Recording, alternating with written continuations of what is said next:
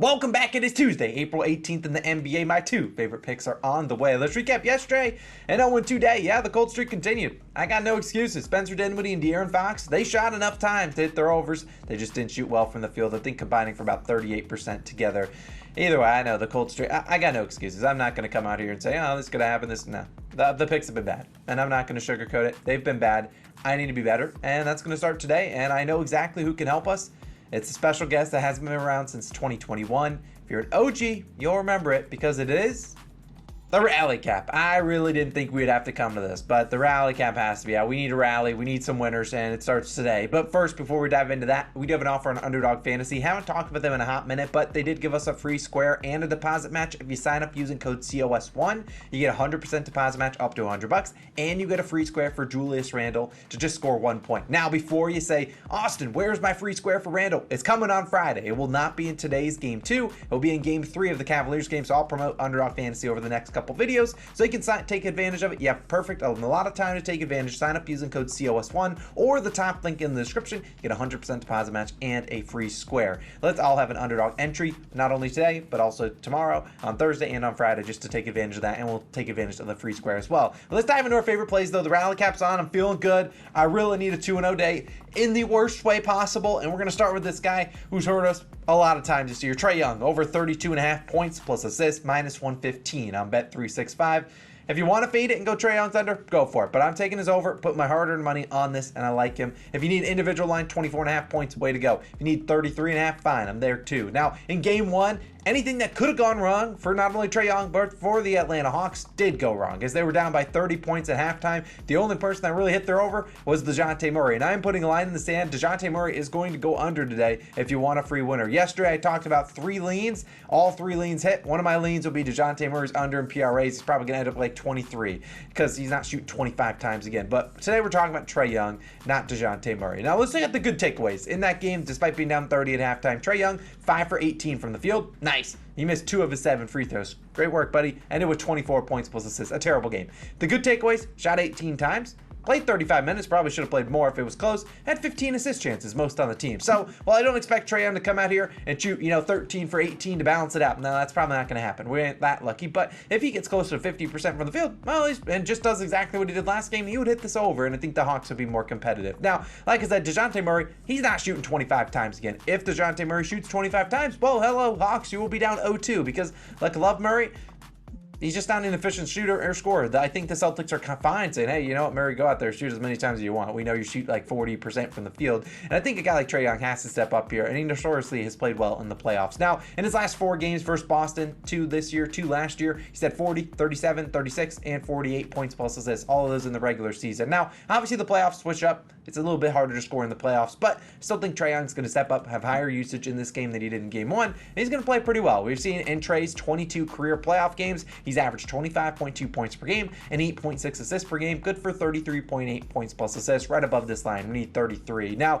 if you look at Trey's statistics, he's hit this over in 12 of 22 home or playoff games. So, not the greatest, but a little over 50%. And if you were to just remove the Heat series, which was his last series last year, he actually went under in all 5 games against the Heat. So, over in 12 of 17 playoff games against teams not named the Miami Heat, a team that he has notoriously struggled against, not only in the postseason, but in the regular season. He always struggles against them. But in Trey's last 25 games with 18 or more field goal attempts, over this line, 32.5 points plus assists in 24 of the 25. Well, the only game he missed it was, game 1 of the first round against the Celtics just a couple days ago. So I think Trey, I just don't expect him to fold in a game 2, big time matchup. I don't think the Hawks win this game, or even if they cover, I don't really care. But I think the ball's going to be in Trey's hands a lot tonight. I think he's going to have to do pretty much everything for his team. I don't think you see DeJounte Murray having as much usage as he did in game 1. I think Trey Young steps up here, 33 points plus assists, seems like a high line, but I think he shoots close to that 18 to 22 times. We know he can get to the free throw line. I think he can do his thing. I don't really trust Marcus Smart or Derek White to guard him too well defensively. We're going to see a guy like Trey Young, not DeJounte Murray, step up and have a big night. We'll take us over 32.5 points plus assists. Now, for my second play of the day, need a 2-0 day in the worst way. Then we'll talk about an underdog entry, and then we'll have a parlay giveaway. You'll hear about that in a second. It's going to be a guy that probably people don't expect, Norman Powell. I like his over 14.5 points, minus 118 on FanDuel. This could go up to 15.5. Prefer laying a little bit of juice if you're going to take 14.5 rather than going up to 15.5. But Powell's job is pretty simple.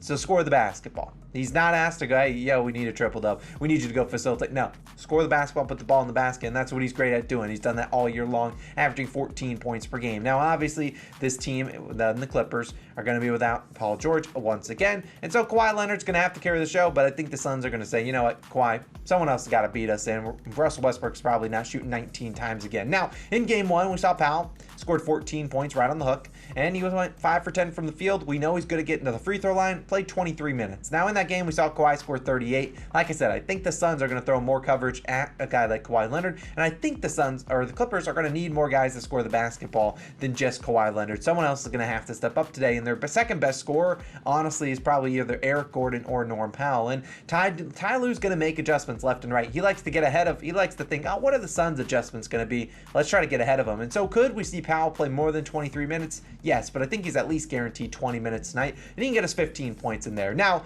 we talked about Powell over this line in 18 of his last 25 games without Paul George. Now, some of those games are going to be without Kawhi Leonard. Some were when Russell Westbrook wasn't on the team, so don't really want to read too into that. But look, Westbrook attempted 19 field goal attempts in game one, went 3 for 19 from the field. Powell only 10. So I think there's going to be a little bit more balance out here. I think we get at least 10 field goal attempts from a guy like Powell, maybe even more than that. Maybe he plays even more minutes. In the final game of the regular season, we saw Powell drop 29 points on Phoenix. Now, don't read too far into that, as Phoenix didn't have a lot of their starters out there, but all I know is that Powell's capable of going out there and scoring 20 points any given night. If he gets the minutes, he can do it, but he also is a very efficient scorer for the most part, knock on wood. And we look at Powell, if you look at game one, the books actually had high hopes for Powell. They set his line at 17.5. He went under, but they put it down all the way to 14.5. I think that's a little bit of an overcorrection. Now, yeah, he went under, and probably they expected him to play more than 23 minutes, but if there's anything you know about Ty Lue, it's to expect the unexpected. Guys that play 35 minutes one game, yeah, boom, bam, bop. No, you're playing 20 minutes the next. And I think maybe Powell sees an uptick in minutes, maybe gets closer to 27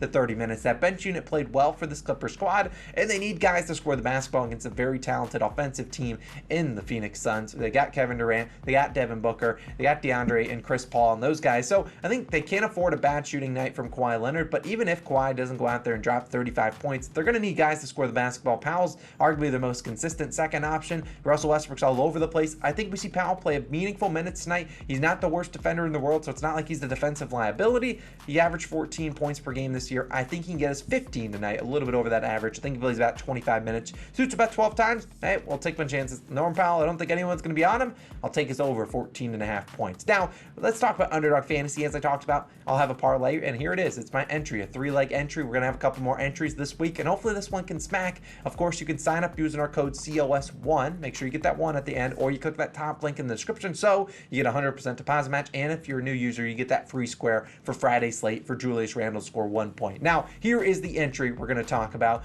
Here we go. DeJounte Murray lower than 29.5 PRAs. It's a revenge pick. They didn't even move his line despite him crushing the line. Yeah, it's probably going to go under, but I couldn't force myself to put another 1 unit on his under, so I'll just keep him in this entry. Then my other 2 plays, Norm Powell's more than 14.5 points, and Trey Young more than 32.5 points plus assists. $20 on this pays out 120. In my opinion, Underdog Fantasy has the best payouts on those 3-leg entries, so if you want to take advantage, Underdog Fantasy has those great payouts. It's 6x, whereas a lot of other places like PrizePicks gives you 5x. You got also, I think, No House Advantage gives you 5.5, and then Sleeper has a little bit of a dynamic payout. Normally ends up in that 5.5 range. So I'll take a chance at it. Hey, 3 guys that I have faith in, except for DeJounte Murray. I think he goes under, but that's because Trey Young's having a masterclass tonight. But those are my 3 picks that you could ride with. I'm only going to track the first, Norm and Trey towards my normal record. DeJounte just a passion play because I think he goes under. Now, I did talk about having a parlay giveaway, and here it is. We'll put it up on the screen. It's with my good friends at dimers.com. Now, I'm going to post this in a tweet on Twitter at Calling Our Shot at 3 p.m. Eastern time. What you have to do, if this parlay hits on the screen, we're going to give away all the winnings. That's $340 to 1 random person that is 1, likes the tweet that is posted at 3 p.m. Eastern. 2, follow us, Calling Our Shot. And if you aren't following us, what the heck's wrong with you? And 3, also follows our friends at Dimers. We write our MLB parlays of the day over there. We've hit actually 2 parlays in a row. We have a 3rd one. You can go check that out if you want to. It's in our MLB video we talked about. So, look, hey, our last MLB parlay giveaway, we gave away over $200. Let's try to up that, give away $340. Now, let's talk about why do I like these legs in this Cavaliers versus Knicks game. Now, Donovan Mitchell, 30-plus points. I don't think he scores 38 like he did in game 1. But he's going to shoot a lot, shot 30 times last game. The Cavs need him to step up. He's always been a very good postseason scorer, one of the highest scorers in postseason history. I think he does that. Jalen Brunson and Julius Randle both to get 20+. Brunson easily did it in game 1. Randle ended with 19 on 20 field goal attempts. yeah, he could probably. I think Randall has a better game, and maybe Brunson takes a step back. But two alpha males on this team. They're two guys that are going to shoot a ton. I think they can get you 20. And then Jared Allen, 10 plus rebounds. He's going to play a lot of minutes, which is going to see his rebounds uptick. Has a great track record against this team, the Knicks, that is. And so, look, 3 of those 4 legs hit in game 1. The only one that missed was Julius Randle to get 20 points. I think they got a chance at it. Plus 340. Sure, I'll take a chance at it. Hopefully we can hit that and give away $340 to one random person that likes the tweet at 3 p.m. Also follows me and also follows Dimer. So, hey, we'll take a shot at it. Hopefully it hits. But my 2 favorite picks of the day, Norm Powell over 14.5 points. Trey Young over 32.5 points plus assists. Look, the cold streak's going to end eventually, and it's ending today. And if it doesn't, well, tomorrow will be in a change of scenery. Maybe that's going to help us bounce out of the funk that we've been in. The rest of the videos will probably be a little bit different over the rest of the week. This weekend, if you're this far into the video, I know we're 10.5 minutes. There will be no NBA videos on Saturday and Sunday. I do get married on Saturday. We'll talk about that more a little bit later on this week. And there probably won't be any NBA videos for next week when I'm on my honeymoon. So we're going to probably have we got Tuesday, Wednesday, Thursday, and Friday to dial in. 4 days in the NBA. If we can't get it on there, well, then we're going to have about a week off anyways. But hopefully we can dial it in, win some units going into my wedding and my honeymoon, because I desperately need the units. I'm down a lot of them. But either way, love you guys. I know it's been a cold stretch. Appreciate you all sticking with me. Appreciate you guys still watching the videos, dropping a like on the videos, and just being a part of this community. Hey, we're going to get back to the winning ways. I promise you that. We always do. It just takes a matter of time. It's the worst cold streak of my life, but it's ending today. The rally cap's bringing us the good vibes. I'll see you guys back again tomorrow for some more picks. See you guys then. Peace out.